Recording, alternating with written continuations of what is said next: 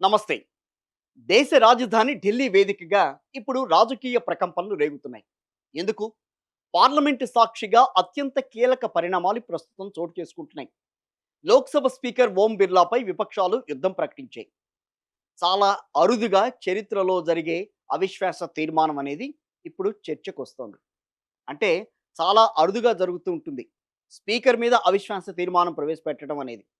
So, దానికి సంబంధించి చర్చ నడుస్తోంది ఇప్పుడు. టీఎంసీతో పాటుగా అంటే తృణమూల్ కాంగ్రెస్‌తో పాటుగా ఇండియా కూటమి అంతా గూడా ఏకమై స్పీకర్‌ను గద్దె దించాలని చూస్తోంది. అయితే అధికార ఎన్‌డీఏ తన బలాన్ని నిరూపించుకోవడానికి మాత్రం ఇక్కడ సిద్ధమైంది. అయితే ఈ మొత్తం ఎపిసోడ్‌లో అందరి దృష్టి ఒకే ఒక్క పార్టీ మీద ఉంది.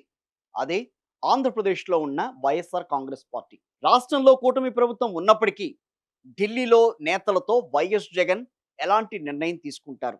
అంటే ఈ స్పీకర్ అవిశ్వాస తీర్మానం విషయంలో వైఎస్ఆర్ కాంగ్రెస్ పార్టీ ఎటువంటి నిర్ణయం తీసుకుంటుంది? విపక్షాలతో కలిసి స్పీకర్‌ను ఎదిరిస్తారా? లేక ఎన్‌డీఏకి మద్దతిచ్చి అందరినీ ఆశ్చర్యపరుస్తారా అన్నదే ఈరోజు మన టాప్ స్టోరీలో మనం చూడబోతున్నాం.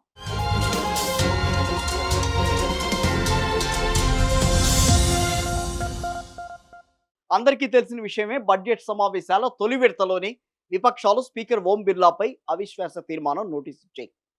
ఎందుకు? గత కొంతకాలంగా సభలో మైకులు కట్ చేస్తున్నారు, విపక్ష గొంతు నొక్కేస్తున్నారు అని చెప్పి ఇండియా కూటమి ఆరోపిస్తూ వస్తోంది. సో, దీనికి సంబంధించి సుదీర్ఘమైన చర్చ జరగబోతోంది. ఈ చర్చ ముగిసిన తర్వాత, అంటే దీనికి సంబంధించిన పూర్తి చర్చ ముగిసిన తర్వాత ప్రభుత్వం తరపున సమాధానం అనేది ఉంటుంది. ఆ వెంటనే అసలైన ఘట్టం ఓటింగ్ అనేది మొదలు కాబోతుంది. ఈ ఓటింగ్ సమయంలోనే ఏ పార్టీ ఎవరి వైపు ఉందో తేలిపోతుంది. ముఖ్యంగా తెలుగు రాష్ట్రాల ఎంపీల తీరుపై దేశవ్యాప్తంగా ఆసక్తి అయితే ఉంది, ఎప్పుడూ కూడా ఉంటోంది. తెలంగాణ విషయానికి వస్తే గనక అక్కడ లోక్సభలో బీఆర్ఎస్కు ప్రాతినిధ్యం లేదు.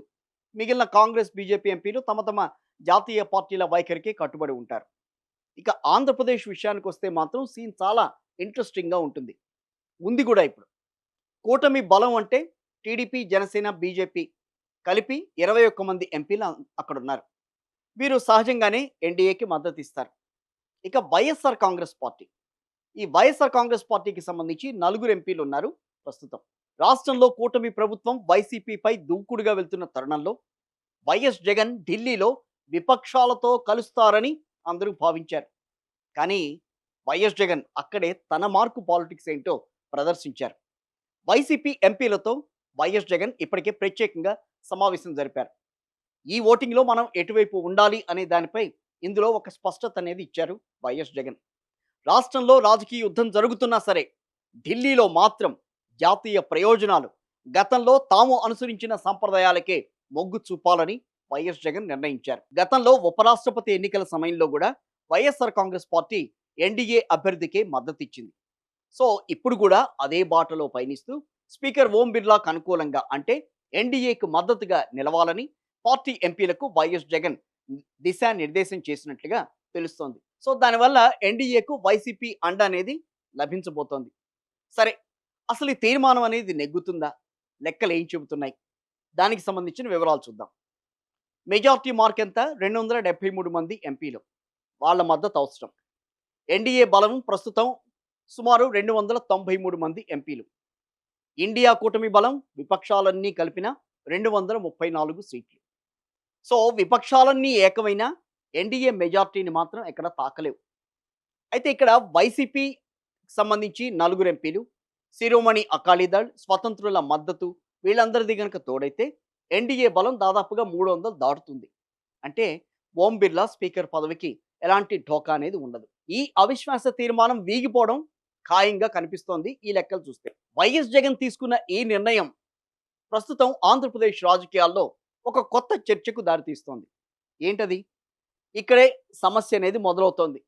ఏంటంటే ఆంధ్రప్రదేశ్లోనేమో వైఎస్ జగన్కు వ్యతిరేకంగా అటు టీడీపీ, బీజేపీ, జనసేన ఈ 3 పార్టీలు కలిసి పనిచేస్తాయి. వైఎస్ జగన్ ఏమో ఢిల్లీలో ఉన్న మోదీ ప్రభుత్వానికి ఎప్పుడూ కూడా మద్దతు ఇస్తూ ఉంటారు. గత వైసీపీ 5 ఏళ్ల పాలన, ఆ 5 ఏళ్ల పాలనలో కూడా మోదీ తీసుకున్న ప్రతి నిర్ణయానికి, అంటే రాష్ట్రపతి ఎన్నికల్లో కావచ్చు, బిల్లుల అంశంలో కావచ్చు, ఇలా పలు సందర్భాల్లో మోదీ ప్రభుత్వం తీసుకున్న కీలక నిర్ణయాలకు వైఎస్ జగన్ జే కొట్టారు. ఇదే జగన్కు కూడా కలిసి వస్తుంది. సరే, అది వేరే విషయం అనుకోండి. వైఎస్ జగన్ మోదీ మధ్య సాన్నిహిత్యం గురించి ఇక్కడ ప్రత్యేకంగా మనం చెప్పుకోవాల్సిన పని అయితే లేదు. కాకపోతే వైసీపీ అధినేతపై కేంద్రం ఎందుకు మెతక వైఖరి అవలంబిస్తోంది అనే చర్చ ఆంధ్రప్రదేశ్ కూటమి నేతల్లో ఎప్పటి నుంచో ఉంది. నరేంద్ర మోదీ అండ వైఎస్ జగన్ కు పుష్కలంగా ఉందనే చర్చ కూటమిలో సాగుతోంది. దీనికి అనేక సాక్ష్యాలు కూడా ఉన్నాయి. మనం ఇందాక కొన్ని మాట్లాడుకున్నాం, కొన్ని ఇప్పుడు మాట్లాడుకుందాం. వైఎస్ జగన్ పై చర్యలు తీసుకోవాలని అటు పవన్ కళ్యాణ్, ఇటు ముఖ్యమంత్రి చంద్రబాబు నాయుడు ఇద్దరూ కూడా బీజేపీ పెద్దలపై ఒత్తిడి తెచ్చారు. లోకేష్ అయితే స్వయంగా ఢిల్లీ వెళ్ళిన ప్రతిసారి కూడా వైఎస్ జగన్ను అరెస్టు చేయాలని అడుగుతున్నారనే టాక్ కూడా ఏపీ రాజకీయాల్లో హల్చల్ చేసింది ఒకానొక టైంలో. కూటమి నుంచి ఎంత ఒత్తిడి వస్తున్నప్పటికీ బీజేపీ పెద్దలు మాత్రం వైఎస్ జగన్ తమకు నమ్మకమైన మిత్రుడిగానే భావిస్తున్నారు. ఇది కూడా ఒక రకంగా ఏపీ కూటమి నేతలకు మింగుడు పడడం లేదని చెప్పాలి. జగన్ పై ఒక సంయుక్త రిపోర్టును సిద్ధం చేసుకుని ఢిల్లీకి పంపాలని చంద్రబాబు యోచిస్తున్నట్టుగా సమాచారం. ఇటీవల పవన్ కళ్యాణ్ చంద్రబాబును కలిసి అరెస్ట్ గురించే ప్రధానంగా చర్చించినట్టుగా కూడా ఇక్కడ తెలుస్తోంది. అయితే కేంద్ర పెద్ద ఆలోచనలు మాత్రం ఇక్కడ వేరేలా ఉన్నాయి.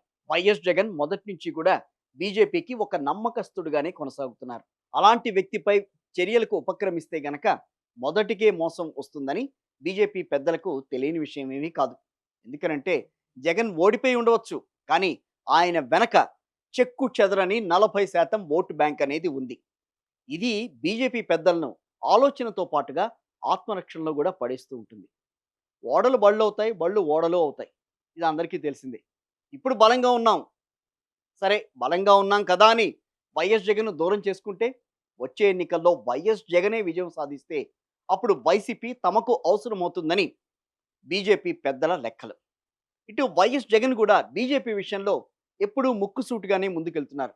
ఎందుకంటే తనని 16 నెలల పాటు జైల్లో బంధించిన కాంగ్రెస్ పార్టీ కంటే బీజేపీతోనే అడుగులు వేయడం మంచిదనే ఆలోచన జగన్లో ఎప్పుడూ కనిపిస్తూ ఉంటుంది.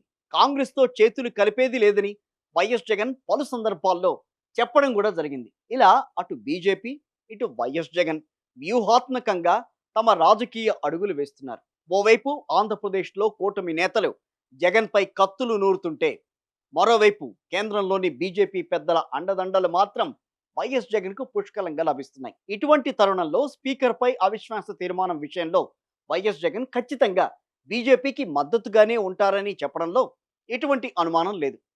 మరి బీజేపీతో జగన్ బంధంపై అటు చంద్రబాబు, ఇటు పవన్ కళ్యాణ్ ఎలా స్పందిస్తారు అనేది మాత్రం చూడాల్సిన విషయం. ఇది ఇవాల్టి మన టాప్ స్టోరీ.